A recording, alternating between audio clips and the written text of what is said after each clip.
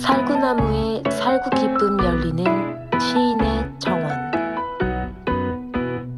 대추나무에 대추 희망 열리는 풀잎 놀이터. 표광소 시인의 정원.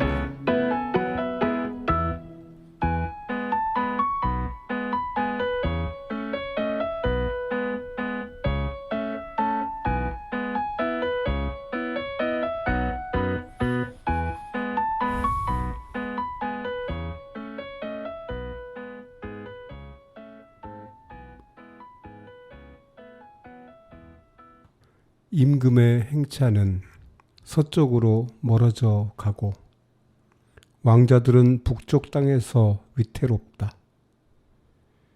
외로운 신하는 나라를 걱정하고 사나이는 공훈을 세울 때이다. 바다에 맹세하니 물고기와 용도 감동하고 산에 맹세하니 나무와 풀들도 알아준다. 원수를 모두 무찌를 수 있다면 이 몸 죽는다 해도 사양하지 않겠다. 안녕하세요. 마이FM 91.3 서대문 공동체 라디오 힐링 충전소에서 시인의 정원을 진행하는 시 쓰는 사람 표광소입니다. 오늘 또 시인의 정원을 우리 김현덕님과 함께 하겠습니다. 네, 안녕하십니까. 김현덕입니다. 네, 현덕님 잘 지내셨죠? 일주일 동안?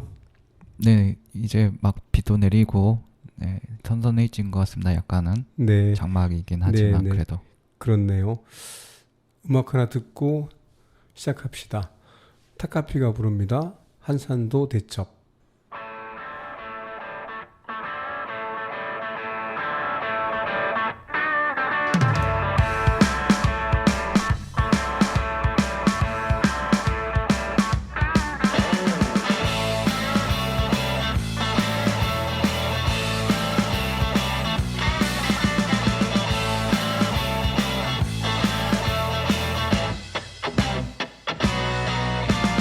한산도 앞바다 노를 져라 외놈들이 몰려온다 천자총통 대장전 날개를 펴라 학이 날아오른다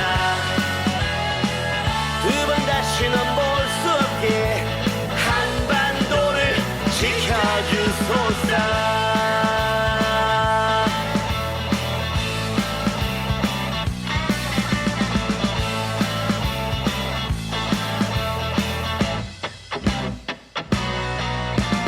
임진년 4월 왕이 버린 나라 콩 볶는 소리에 팔도가 유린되니 금수강산이 땅이 금수들의 짓밟히고 거북선이 불 뿜으니 어둠이 사라진다. 한산도 앞바다 노를 져라 외놈들이 몰려온다 천자총통 대장전 날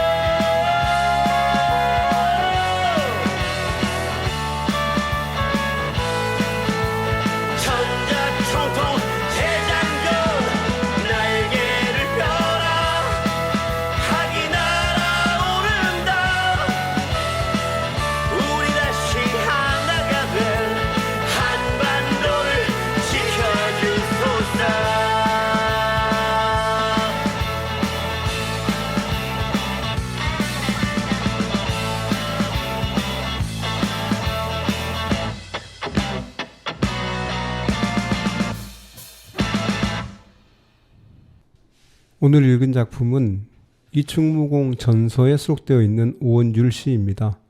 제목은 진중에서 읊다 1이고요. 이순신은 이 작품을 언제 지었을까요? 임금이 경복궁 서쪽문, 그러니까 영추문을 나서고 한양에서 멀어져간 뒤 어느 날 지었을 것이라고 저는 짐작을 하고 있습니다. 1592년 4월 13일 왜군이 전쟁을 일으키고 1592년 5월 2일에 그러니까 전쟁 발발 20여일 만에 한양을 함락당합니다. 임금은 그 한양 함락 직전에 파천을 시작했고요. 그해 6월부터 이듬해 그러니까 1593년 1월까지 의주에서 머무릅니다. 그리고 다음에 이제 1월 8일 날 평양을 탈환하고 4월 18일 날 한양을 탈환하는데요. 어떤 분들은 그 오늘 읽은 진중에서 읊다 1이라는 시에 등장하는 한자 단어 고신, 즉 외로운 신하라는 그 단어가 이순신을 가리킨다라고 해석합니다. 그래서 정유재란 때 한산도에서 체포되어 한양의 의금부 감옥에 28일 동안 갇혀 있다가 석방된 뒤에 120여일 동안 백의종군을 할 때 이순신이 지은 작품이라고 생각하시는 것 같습니다. 그러니까 그 임금에게서 멀어지고, 그러니까 좀 이렇게 외로운 처지고, 그래서 이제 그 자기 자신을 그렇게 고신이다, 외로운 신하다라고 이렇게 표현한 것으로 보시는 것 같아요. 그런데 저는 그 같은 생각에 동의하지 않습니다. 왜냐하면 오히려 그 시 초반에 나오는 임금의 행차는 서쪽으로 멀어져 가고 왕자들은 북쪽 땅에서 위태롭다라고 하는 그것이 그 이 시를 쓸 당시에 현실이었던 것으로 판단하고요. 그 고신, 그러니까 외로운 신하 또는 그 사나이라고 하는 표현들은 시적인 표현이라고 봐도 무방하다라고 저는 판단을 합니다. 즉 임진년 난리통에 임금의 곁에 머무르지 못한 신하가, 그래서 외로운 신하가 한 사람 두 사람이 아니었을 것이기 때문이지요. 또 큰 난이 나서 백성이 고난을 겪고 있을 때 분노하며 분연히 떨쳐 일어서는 그 장정들이 한 사람 두 사람이 아니었을 것이라고 저는 짐작을 합니다. 시에 표현된 외로운 신하 또는 사나이는 이 시를 창작한 시인 그 이순신과 동일 인물이 아니라고 봐도 괜찮다라고 저는 생각합니다. 따라서 이 시는 임금이 의주에 머무를 때 지었다고 저는 짐작하고 있습니다. 임금이 그 한양을 떠난 직후에, 그러니까 5월 2일 이후에 그 이순신은 요수에서 첫 출항을 하죠. 그래서 물론 이때는 이제 이순신은 임금이 한양을 떠났다는 소식을 듣지 못한 채 여수왕을 떠나서 첫 전투에 임하고 또 첫 승리를 거둡니다. 첫 승리를 하고 돌아오는 때에 이순신은 임금이 한양을 떠났다는 소식을 듣게 되지요. 그런 그 정황, 그런 상황에도 불구하고 고군분투하며 임금이 의주에 머무르던 1592년 6월부터 1593년 1월 사이에 한산도 대첩, 부산포해전 같은 큰 전투를 승전으로 이끌어 갔습니다. 그래서 이 시를 아마 그 당시에 쓰지 않았을까라고 저는 판단하고 있고, 그래서 오늘은 이순신이 이 시를 쓸 무렵에 임금에게 보고했던 장계, 그러니까 부산에서 외전을 쳐부순 장계를 한번 소개하면서 같이 공유해 볼까 합니다. 부산에서 외적을 쳐부순 장계. 삼가 적을 불태워 죽인 일로 아뢰나이다. 경상도 연해안의 외적들을 3번 나가서 토벌한 후 가덕 서쪽으로는 외적의 흔적조차 끊어졌으나 각 도에 가득 차 있던 외적들이 날마다 내려오므로 장차 그 도망가는 떼를 타서 바다와 육지에서 힘을 합쳐 공격하기 위하여 전라도 좌우도의 전선 모두 74척과 협선 92척으로 전보다 배가 더 엄하게 정비하여 지난 8월 11일 본영 앞바다에 도착하여 진을 치고 거듭 지시사항을 명확히 하고 있을 때 경상우도 순찰사 김수가 보낸 공문에서 위로 쳐 올라갔던 적도들이 낮이면 숨고 밤에는 행군하여 양산강과 김해강 등지로 잇따라 내려오고 있는데 발이 짐들을 가득히 실은 것을 보면 도망가고 있음이 분명하다고 하였습니다. 그래서 이달 24일 우수사 이역기 등과 배를 띄우고 수군 조방장 정걸도 함께 데리고 남해 땅 관음포에서 밤을 지내고 25일에 만나기로 약속한 곳인 사량도 바다에 이르러 경상우도 수사 원균을 만나서 적의 소식을 자세히 물은 뒤에 함께 당포에 이르러 밤을 지냈습니다. 26일에는 비바람이 교대로 불어서 배를 출발하지 못하다가 날이 저물어서야 거제도에 이르러 밤을 타고 몰래 건너갔습니다. 27일에는 웅천 땅 체포 뒷바다 원포에서 밤을 지냈습니다. 28일에는 경상도의 육군 탐색병이 와서 보고하기를 고성 진내 창원 등지에 진을 치고 있던 왜적들이 이달 24일, 25일 밤중에 전부 도망갔습니다 라고 하였는데, 이는 틀림없이 산에 올라가 망을 보던 왜적들이 우리 수군을 바라보고는 그 위세에 겁을 먹고 배를 대어 놓고 있던 곳으로 도망쳤음을 말한 것입니다. 창밖을 보면 비는 오는데 간신히 맘만 울적해. 울적한 맘을 달랠 수가 없네. 잠도 오지 않는 밤에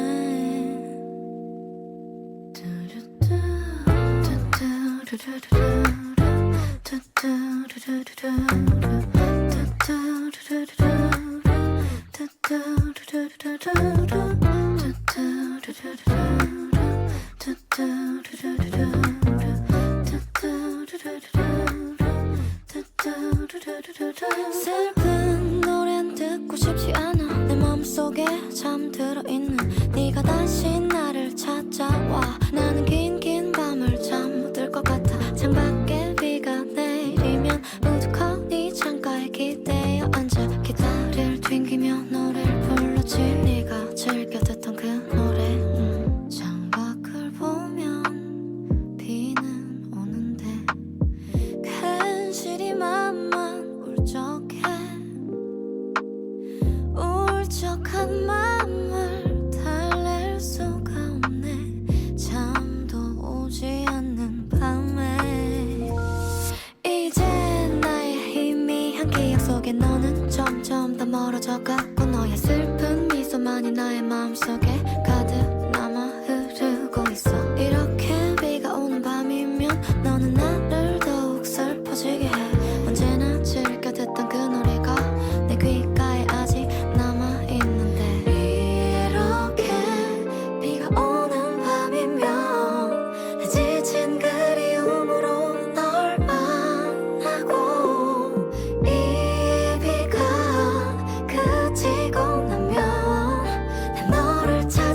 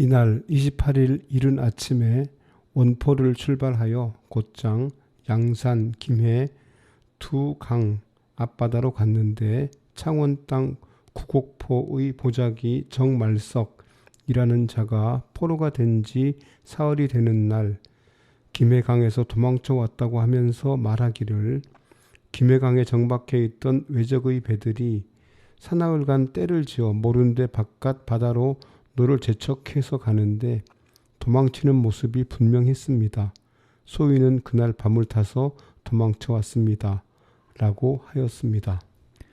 그래서 가덕도 북쪽 서안에 배를 감추어 두고 방답 첨사 이순신과 광양 현감 어영담에게 가덕 바깥쪽으로 가서 숨어 있으면서 양산 쪽으로 적선을 탐망하도록 하였더니 오후 4시경에 돌아와서 보고하기를 하루 종일 망을 보았으나 단지 외적의 작은 배 4척이 두 강으로부터 나와 곧장 모른 대로를 지나갔을 뿐입니다. 라고 하기에 그대로 천성으로 돌아와서 밤을 지냈습니다.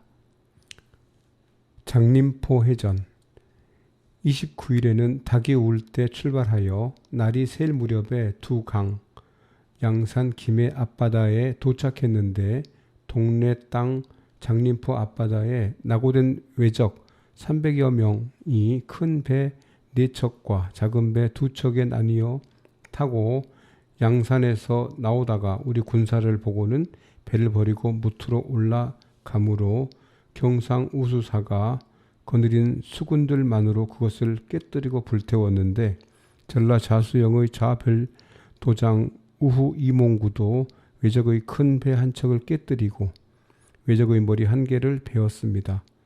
그런 다음 군사를 좌우로 나누어 두 강으로 들어가려고 했으나 강 어귀의 지세가 협착하여 판옥선 같은 큰 배는 들어가서 싸울 수 없겠기에 어두워지기 시작할 무렵에 가덕도 북쪽으로 돌아와서 밤을 지새면서 원균 이덕기 등과 함께 밤새껏 작전을 상의하였습니다. 다대포 해전 9월 1일에는 닭이 울 때 출발하여 오전 8시경에 모른 데를 지나자 갑자기 동풍이 불면서 파도가 거세게 일어 배를 부리기가 어려웠습니다. 화준 구미에 이르러서 외적의 큰 배 5척과 맞닥뜨렸고 다대포 앞바다에 이르러서는 외적의 큰 배 8척과 서평포의 앞바다에 이르러서는 외적의 큰 배 9척과 절영도에 이르러서는 외적의 큰 배 2척과 마주쳤는데 이들은 모두 기슭에 줄지어 정박해 있었으므로 삼도의 수사가 거느린 여러 장수들과 조방장 정걸 등이 힘을 합쳐 외적의 배들을 남김없이 때려 부쉈습니다. 그리고 배에 가득 실려있던 외적의 물건들과 전쟁 기구들도 끌어내지 못하게 하고 모두 불태워버렸는데 외적들은 멀리서 우리의 위세를 바라보면서 산으로 올라갔으므로 외적의 머리는 벤 것이 없습니다. 그리고는 절영도 안팎을 샅샅이 뒤졌으나 적의 종적은 찾을 수 없었습니다.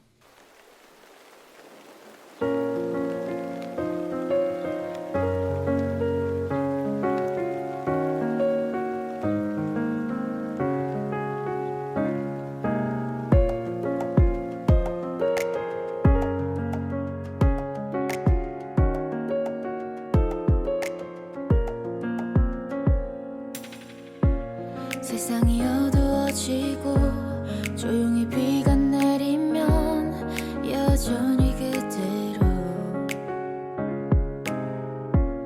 오늘도 어김없이 난 벗어나질 못하네 너의 생각 안에서 이제 끝이라는 걸 알지만 미련이란 걸 알지만 이제 아닐 걸 알지만 자존심 왜 너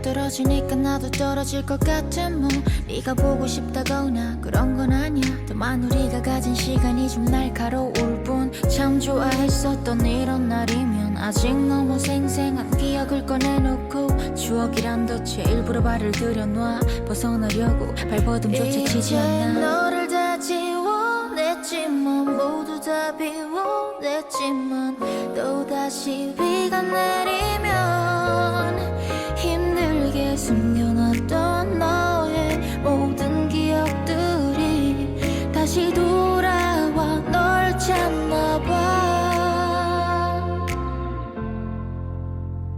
비가 오는 날에 나를 찾아와 밤을 새워 괴롭히다.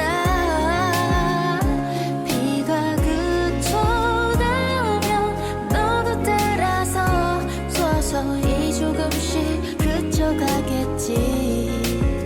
너에게로 이제 돌아갈 길은 없지만 지금 행복한 너를 보면 난 그래도 웃어볼게. 널 잡을 수 있었던 힘이 내겐 없었으니까. 어차피 끝나버린 걸 이제와 어쩌겠어. 뒤늦게 후회나는 거지 덜 떨어진 애처럼. 비는 항상 오니까 계속 반복되겠지. 그치고 나면 그제서야 나도 그치겠지. 에이. 비는 항상 오니까 계속 반복되겠지. 그치고 나면 그제서야 나도 그치겠지.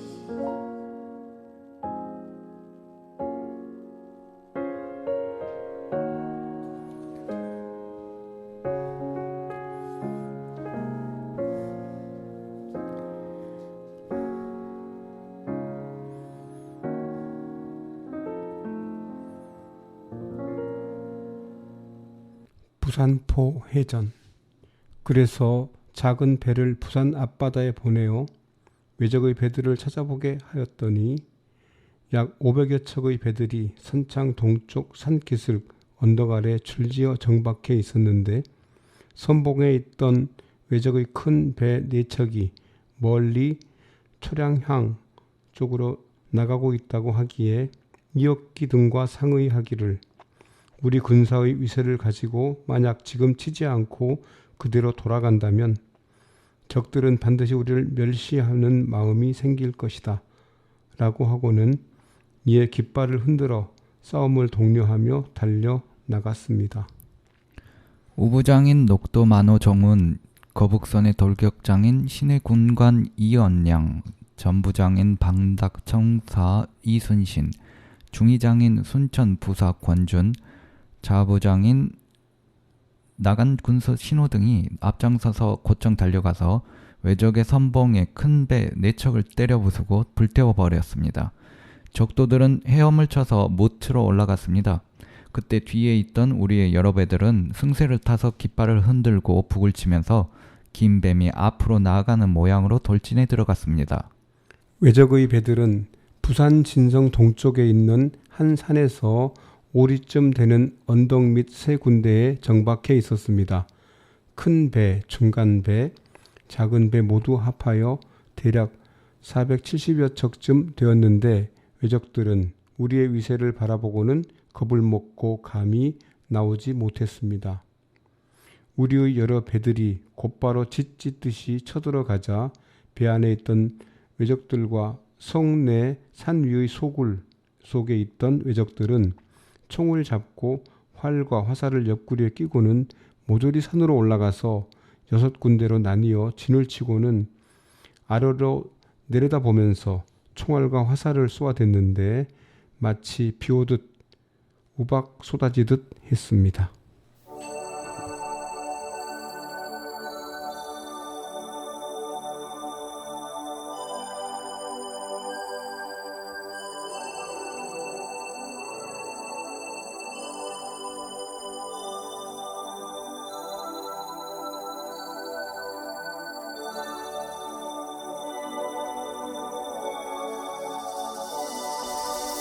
그대 떠나는 날에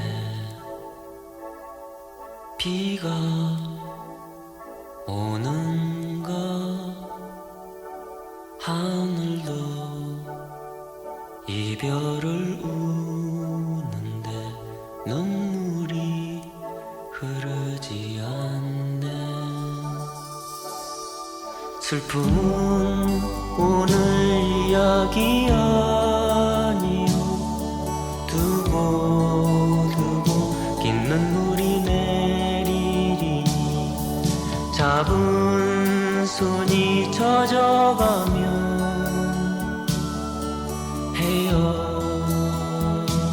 헤어지나. 그대 떠나는 날에 비가 오는가. 저무도록 긴 비가 오는가.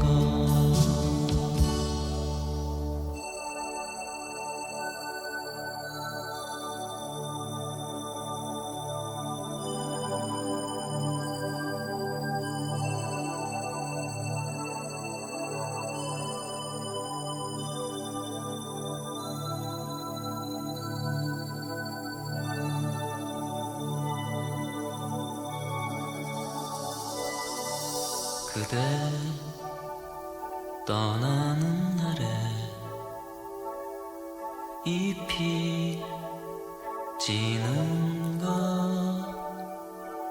과거는 내게로 돌아서 향기를 뿌리고 있네. 추억은 지난 이야기 아니요. 두고 그 모습이 새로우니 그때 부른 사랑 노래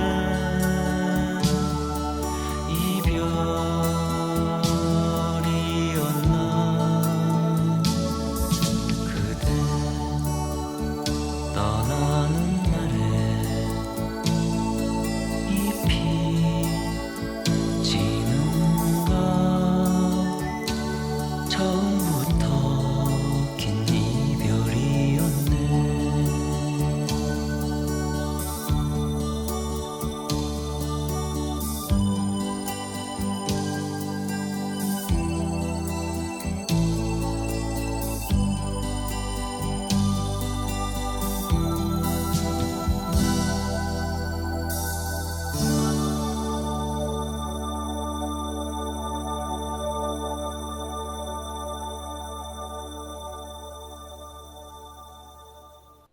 그들 중에서 편전을 쏘는 것은 전부 우리나라 사람 같았습니다. 때로는 큰 철환을 쏘았는데 그 크기가 모과만했으며 또 굵은 자갈을 던졌는데 그 덩어리 크기가 사발만한 것이 우리 배에 많이 떨어졌습니다. 여러 장수들은 더욱 분하여 죽음을 무릅쓰고 돌진하여 천자포, 지자포, 장군전, 필영전, 장편전, 철환 등을 일제히 쏘아대며 하루 종일 맞붙어 싸웠더니 적의 기세가 크게 꺾였습니다. 적선 100여 척을 삼도의 여러 장수들이 힘을 합쳐 때려 부순 뒤에 보니 외적들은 화살을 맞아 죽은 자들을 토굴 속으로 끌고 들어갔는데 그 수가 얼마인지는 알 수 없었으나 배를 깨뜨리기에 바빠서 외적의 머리는 베지 못하였습니다. 여러 배에서 용사들을 뽑아 무추로 올려보내 모조리 섬멸하고 싶었으나 성 안팎 7군데에 진을 치고 있는 수많은 외적들이 말을 타고 용맹을 과시하고 있는데 말도 없는 외로운 군사들을 가벼이 무추로 올려보낸다는 것은 만전한 계책이 되지 못할 뿐 아니라 날도 이미 저물었기에 만약 적의 소굴에 그대로 머물러 있다가는 혹시 앞뒤로 적의 공격을 받을 염려도 있고 해서 형편상 부득이하여 여러 장수들에게 배를 돌리도록 명령하여 자정경에 가덕도로 돌아와서 밤을 지냈습니다. 양산과 김해에 있는 외선들은 몇 달 내로 차차 저희 나라로 돌아간다는 말도 있습니다. 저희 세력이 날로 외로워짐을 알고 모두 부산성 안으로 모여들어서는 관사들은 전부 헐어버리고 흙집을 만들어 이미 소굴로 삼는 그 그것이 100여 호나 되었습니다. 성박, 동서 양쪽 산 기슭에 민가가 300여 호나 질비하게 연이어 있는데 이것들은 다 외적들이 지은 집으로서 그 중에 큰 집은 층계가 있고 벽에 회치를 한 것이 마치 절간과 같았습니다. 그 하는 짓들을 생각하면 극히 통분합니다.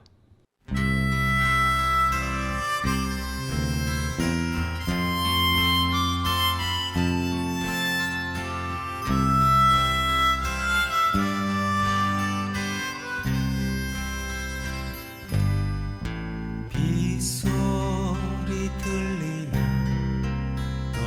떠오르는 모습 달처럼 탐스런 하얀 얼굴 우연히 만났다 말없이 가버린 긴 머리 소녀야 눈먼 아이처럼 귀먼 아이처럼 조심 조심 진검 다리 건너던 갱을 건너 작은 집에 긴 머리 소녀야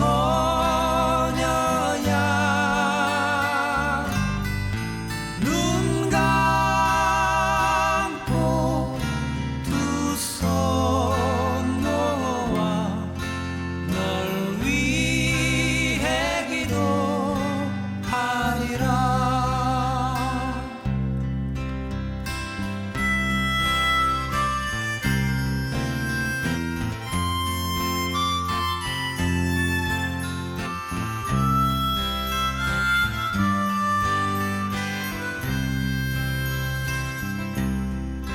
눈먼 아이처럼 귀먼 아이처럼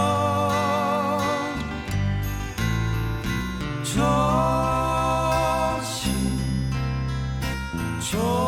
조심 진검 다리 건너던 갱을 건너 작은 집에 긴 머리 소녀야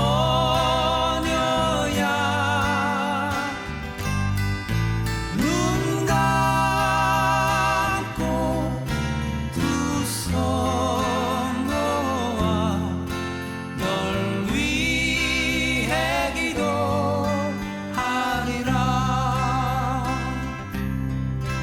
널 위해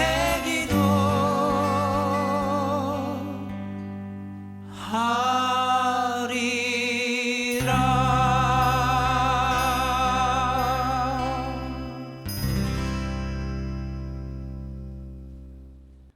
승리의 귀환과 전투 결과 보고.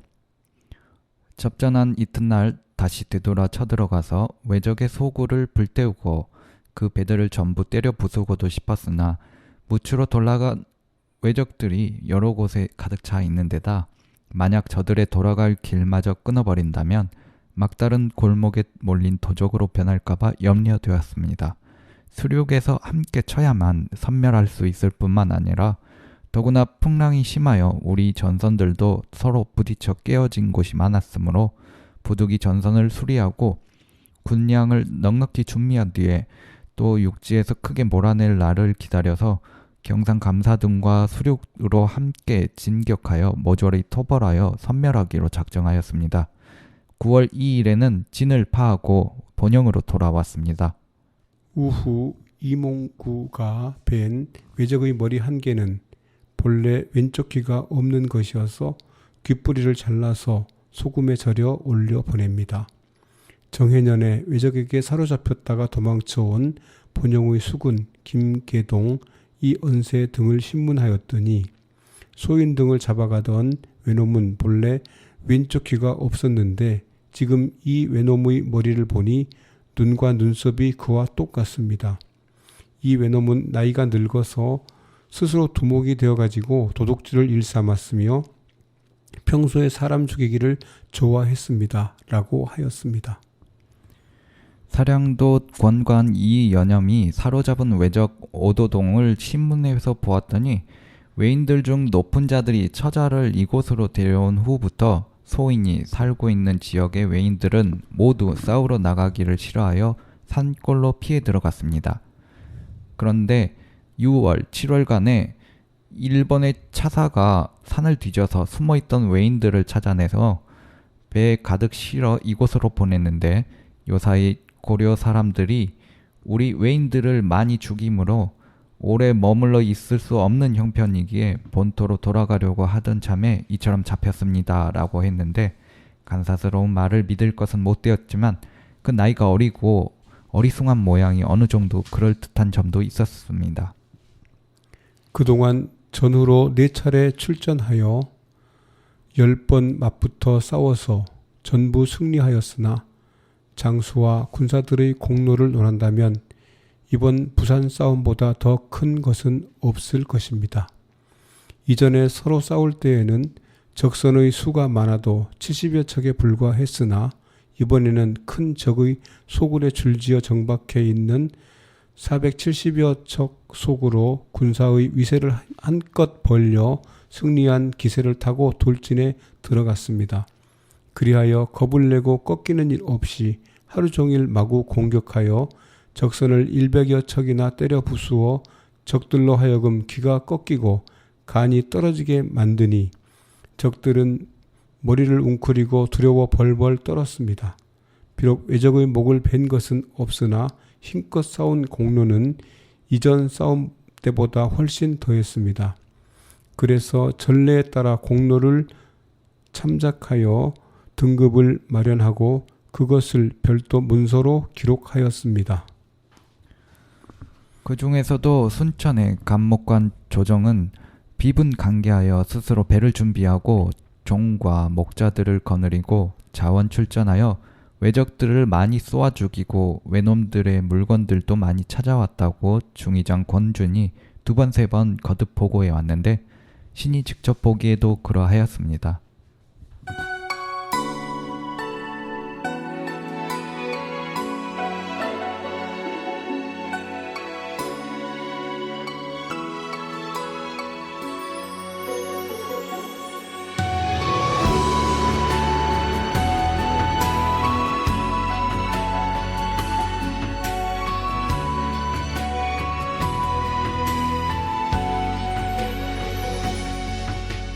약속해요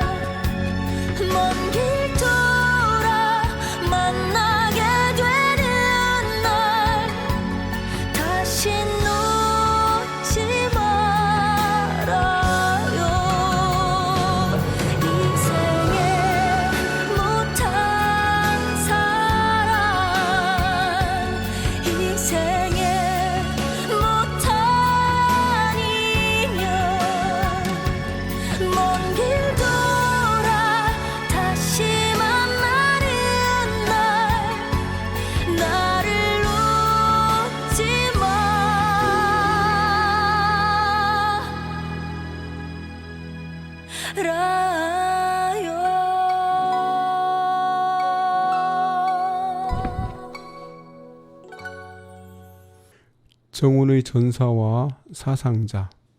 녹도만호 정운은 변란이 생긴 후로 충의심이 불타올라 적과 함께 죽기를 원한다고 맹세하면서 3번 외적을 칠 때 매번 앞장서서 돌진하였는데 부산에서 맞붙어 싸울 때에도 죽음을 무릅쓰고 돌진하다가 적의 큰 철환이 이마를 꿰뚫어 전사하였는 바 지극히 참통합니다.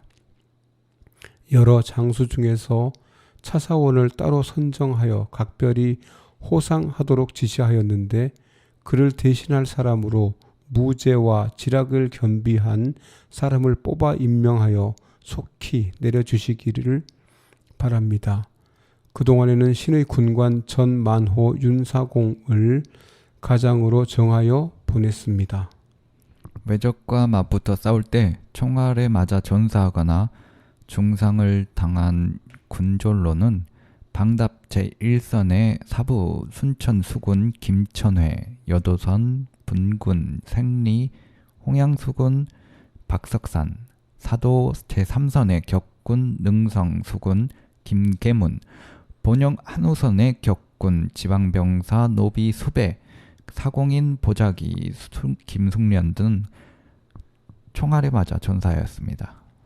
신이 타고 있던 배의 격군인 지방병사 절의 노비, 장계세, 수군 보자기 김옥부, 김계동, 본영의 한우선의 수군 이종, 격군 지방병사 김강두, 박성세, 본영 거북선의 지방병사 정인이, 박언필, 여도선의 지방병사 정세인, 사부 김희전, 사도 제1선의 군관 김북만, 사공인 지방병사 수군 안원세, 격군 지방병사 수군 최한종, 광주 수군 배식종, 흥양 제1선의 격군 보자기 북계, 본영의 우수선의 사부 진무 구은천, 방답 제1선의 격괄군 노비 춘호, 노비 보탄, 방답 거북선의 격괄군 노비 춘세, 노비 연석, 보성 수군 이가복, 보성선의 무상 흔손 등 22명은 총알에 맞았으나 중상에 이르지는 않았습니다. 신이 타고 있던 배의 지방병사 수군 김영견, 보자기 금동, 방답 거북선의 순천 사부 신선, 박세붕 등 3명이 화살에 맞아 조금 상한 것 외에는 달리 상한 사람은 없습니다. 위 적은 여러 사람들은 부산 전투에서 화살과 총알을 무릅쓰고 죽음을 각오하고 나아가 싸우다가 혹은 죽고 혹은 부상을 당했는데 그 시신은 배에 싣고 돌아가서 장사 지내주게 하고 그 처자들은 달리 구휼하는 법에 따라 구휼해 주도록 하여 지시했으며 중상에 이르지 않은 사람들에게는 약물을 나누어 주어 충분히 치료해 주도록 각 장수들에게 각별히 엄하게 지시하였습니다.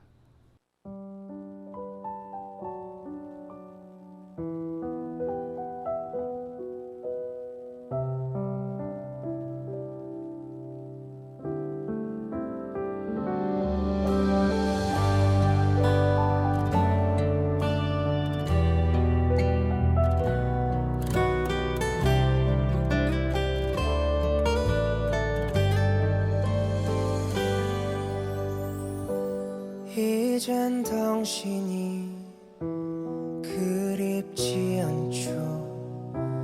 보고 싶은 마음도 없죠. 사랑한 것도 잊혀가네요. 조용하게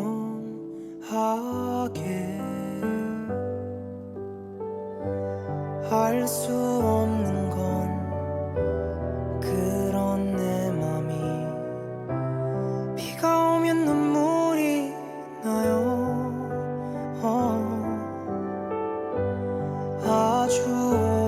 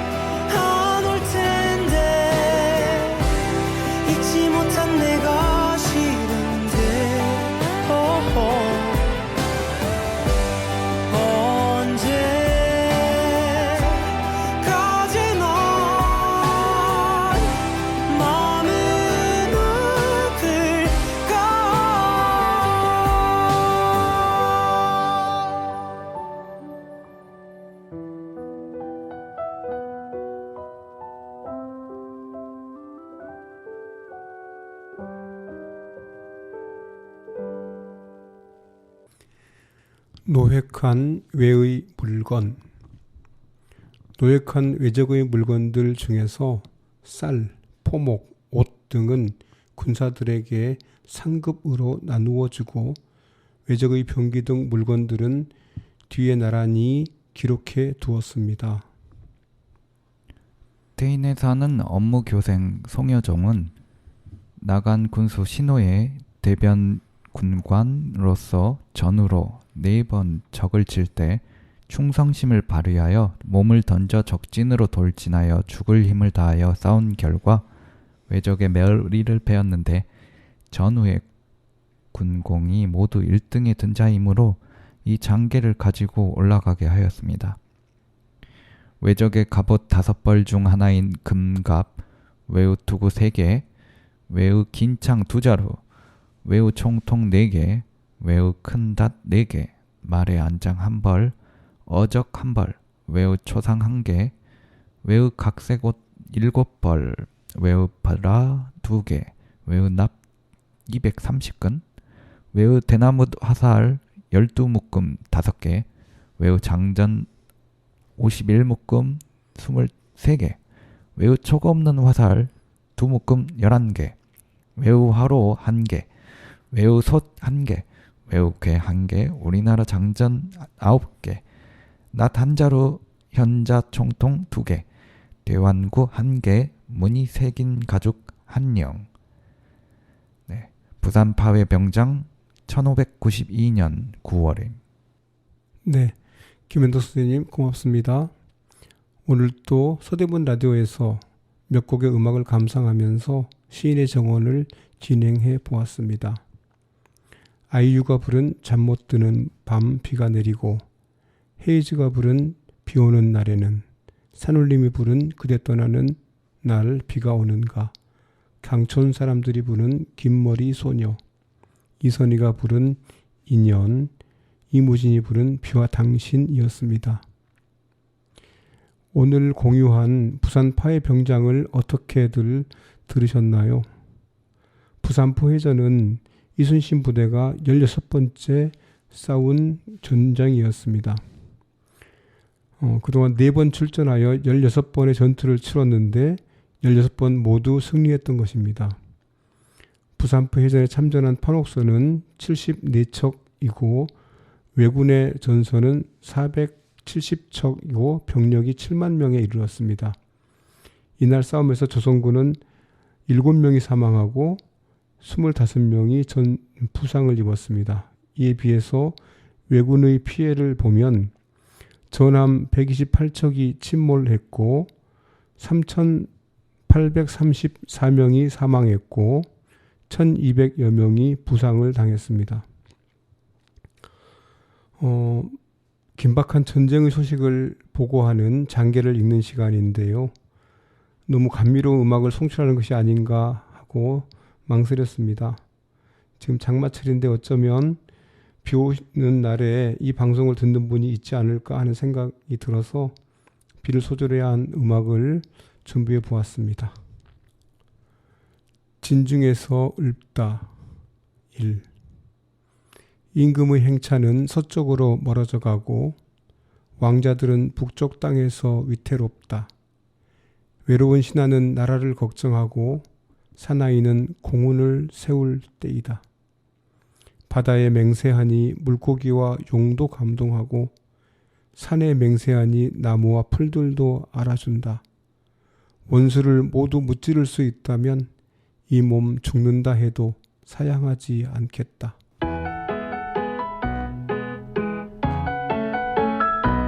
살구나무에